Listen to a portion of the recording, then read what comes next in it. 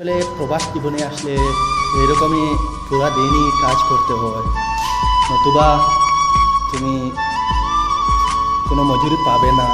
তাই আমাদের প্রবাস জীবনে যারা থাকে তাদের একটাই উদ্দেশ্য, কাজ যতই হার্ড হোক না কেন বাড়ির মানুষকে বুঝতে দিই না যে আমরা এত কষ্টে আছি।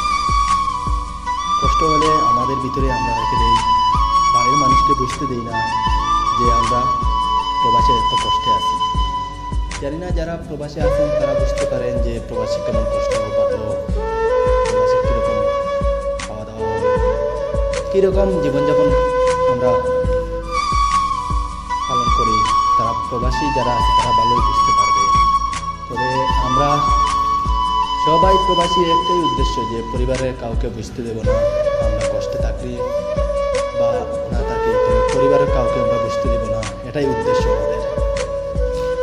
পরিবারে যারা ফোন করে এমন টাইমে ফোন হতে পারে যে আমরা খাওয়া দাওয়া না খাইয়ে বলতে হয় যে আমরা খাওয়া দাওয়া হয়ে গেছে। খারাপ সবজি দিয়ে ভাত খেলে বলতে হয় ভালো সবজি দিয়ে ভাত খেয়েছি।